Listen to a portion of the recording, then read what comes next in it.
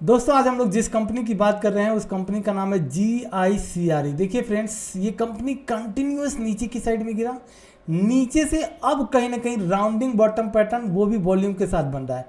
क्या इस तरह की गिरती हुई कंपनी में हम लोगों को बाई करना चाहिए? ये हम लोगों को देखना होगा फंडामेंटल पर आते हैं। कंपनी का नाम आपको दिख रहा होगा, जनरल इंश्योरेंस कॉर्पोरेशन इंडिया, इस कंपनी का नाम है।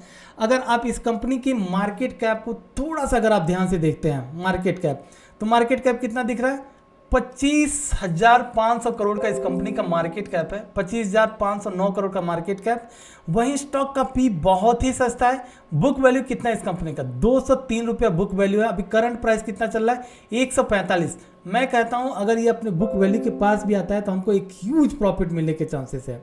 दोस्तों जब भी हम किसी कंपनी को बाई करने जाते हैं तो एक चीज़ हमें हमारे ध्यान में रहना ही चाहिए कि कंपनी वो ऑलमोस्ट डेट फ्री हो।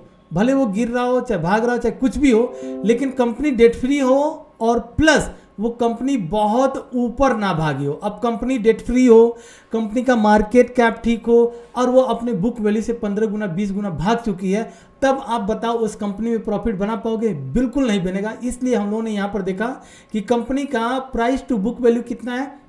0.69, मतलब कि अपने बुक वैल्यू के पास भी ये कंपनी नहीं पहुंचा है। कंपनी के अगर रिजर्व की बात करें, 34,772 रुपये इस कंपनी के पास रिजर्व है और वहीं ये कंपनी डिविडेंड भी एक बहुत ज़बरदस्त देती है।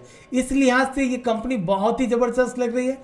इन्वेस्टर वाले कॉलम पे आओगे दोस्तों, अगर कोई ऐसी कंपनी मिलती है जहां पर आपको दिखे कि DIs भी घुसे हुए हैं, और DIs अभी रिसेंटली देखिए जून 2022 में 10.91 तक का स्टेक था DIs का, लेकिन अभी उन्होंने अपना स्टेक बढ़ा दिया, 11.07 हो चुका है।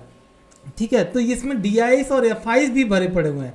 ऐसी गिरती हुई कंपनी हम लोग यहाँ पर देखने की कोशिश कर रहे हैं। कंपनी के बैलेंस शीट को अगर आप देखोगे, डेट बिल्कुल बोरिंग जो होती है एकदम जीरो है। रिजर्व आप देखिए, पीछे का जो रिजर्व था इस कंपनी का 30,780 करोड़ था, अभी रिजर्व कितना दिख रहा है? 34,742 करोड़ इस कंपनी ने अपना रिजर्व बढ़ा लिया। अब बताइए कंपनी कितनी ज़बरदस्त है। अगर और कुछ देखें प्रॉफिट एंड लॉस कंपनी का, तो प्रॉफिट एंड लॉस के हिसाब से भी कंपनी आप देखोगे मार्च 2020 में कंपनी का प्रॉफिट कितना था? 9,544 करोड़ था, जबकि इस कंपनी का मार्च 2022 तक आते आते 48,856 करोड़ का सेल हो चुका है। जब कंपनी सेल कर रही है, क्या कंपनी प्रॉफिट भी कर रही है? जी हाँ दोस्तों, आप देखेंगे पिछले 3 क्वार्टर में तो ये कंपनी का जो नेट प्रॉफिट था माइनस में चला गया था, जिसकी वजह से कंपनी नीचे गिरी। लेकिन उसके बाद से कंपनी अच्छी रिकवरी करते हुए यहाँ पर 119 और 2,000 करोड़ के साथ अब ये कंपनी प्रॉफिटेबल बन चुकी है। दोस्तों अगर इस कंपनी की स्टार्टिंग से बात करें, जब से ये कंपनी आई है, तो 5 साल में इसने 19% का -19% का CAGR के हिसाब से रिटर्न दिया है, 3 साल में -18 और 1 साल में -6।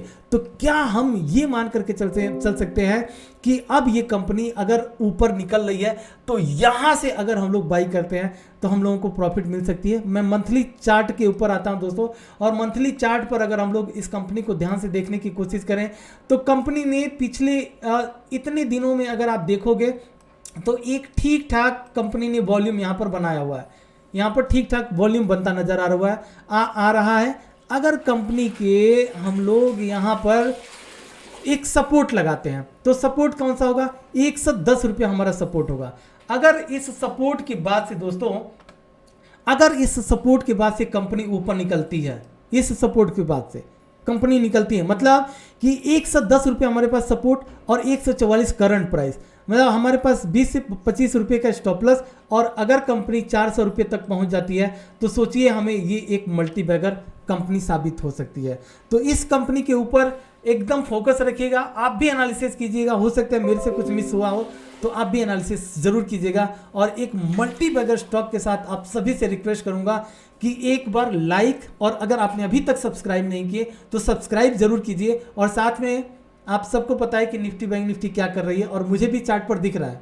ठीक है, तो चलिए मैं अब इस कंपनी का पूरा एनालिसिस आपके सामने किया हूँ, आप भी जरूर देखिएगा।